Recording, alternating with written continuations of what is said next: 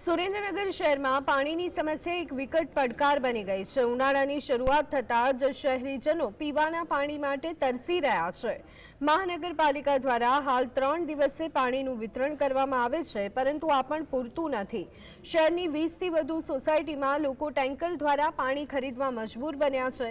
Dholidhaja dam પાણીથી ભરેલો હોવા છતાં તંત્રની બેદરકારીથી શહેરમાં પાણીની હાલાકી સર્જાઈ છે। સુરેન્દ્રનગર મહાનગરપાલિકાએ નલ સે જલ યોજના અંતર્ગત 32 કરોડ રૂપિયાના ખર્ચે નવી પાઇપલાઇન નાખી, પરંતુ તેનો લાભ શહેરીજનોને મળ્યો જ નથી। વઢવાણ, જોરાવરનગર, સંત સવૈયાનાથ ટાઉનશીપ, મૂળચંદ રોડ અને રતનપર બાયપાસ જેવા વિસ્તારોમાં પાણીની સમસ્યા યથાવત છે। માનવ મંદિર વિસ્તારમાં મહિલાઓને પાણી માટે રઝળપાટ કરવી પડે છે। આ રીતે 32 કરોડ રૂપિયા પાણીમાં ગયા હોય તેવું લાગે છે, કારણ કે નિયમિત પાણીનો પુરવઠો હજુ સુધી સુનિશ્ચિત થયો જ નથી। નગરપાલિકા હતી ત્યારે અહીંયા લગભગ 40-45 કરોડના ખર્ચે આખી પાણીની નવી પાઇપલાઇન નાખી આખા શહેરને રોજ પાણી મળે એ મુજબની વ્યવસ્થા માટે કામગીરી કરવામાં આવી હતી। પણ એ કામગીરીમાં એટલો ભ્રષ્ટાચાર કર્યો છે। એચટીપી પાઇપલાઇન જે સરકારે પ્રતિબંધ મૂક્યો છે એ પાઇપલાઇનો નાખી છે। સરકારનો એવો રિપોર્ટ છે કે એ પાઇપમાંથી પાણી જાય તો કેન્સરના રોગો થાય છે। એ પાણીની પાઇપલાઇનો નાખી છે, છતાંય સુરેન્દ્રનગર શહેરની અત્યારે પરિસ્થિતિ એવી છે કે રોજ પાણી નથી મળતું। રોજની વાત જવા દો, 3 દિવસે પાણી નથી મળતું।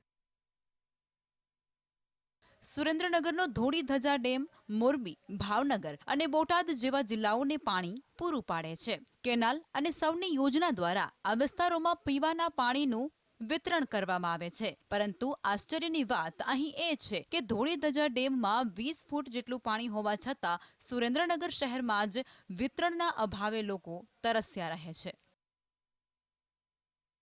લાઈન મહિનામાં 2 વખત તૂટી જાય છે, તો પણ લાઈન વારંવાર એક જ જગ્યાએથી તૂટવાના કારણે કોઈ રિપેર કરવા આવતું નહીં।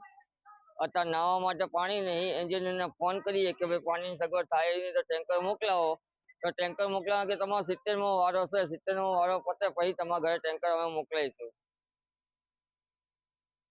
શહેરી વિસ્તારોમાં પાણીની અછત એક મોટી સમસ્યા બની છે।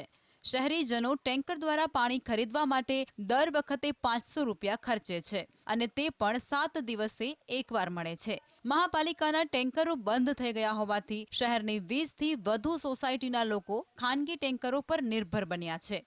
તંત્ર દાવો કરે છે કે ઘરે ઘરે મફત પાણી પહોંચાડવામાં આવે છે, પરંતુ વાસ્તવિકતા કંઈક જુદી છે। લોકોને પાણી માટે નાણાં ખર્ચવા પડે છે અને તેમની મૂળભૂત જરૂરિયાત પૂરી નથી થતી। રતનપર, માનવ મંદિર સાઈડ, ડેમ પાસેનો છેવાડાનો વિસ્તાર, વઢવાણ પાસેના છેવાડાના વિસ્તારમાં મહાનગરપાલિકા દ્વારા 4-4, 5-5 દિવસે પાણી આપવામાં આવે છે, પૂરતું પાણી આપવામાં આવતું નથી। માનવ મંદિર સાઈડના અમુક છેવાડાના વિસ્તારમાં તો સાવ પાણી મળતું નથી, જ્યાં લોકોને ટેન્કર દ્વારા પાણી મંગાવવું પડે છે। એ ખૂબ જ દુર્ભાગ્યપૂર્ણ બાબત છે। ત્યારે સુરેન્દ્રનગર જે વિકાસની વાતો કરે છે, મહાનગરપાલિકાના અધિકારીઓ અને રાજકીય આગેવાનો તે લોકોને મૂર્ખ બનાવે છે।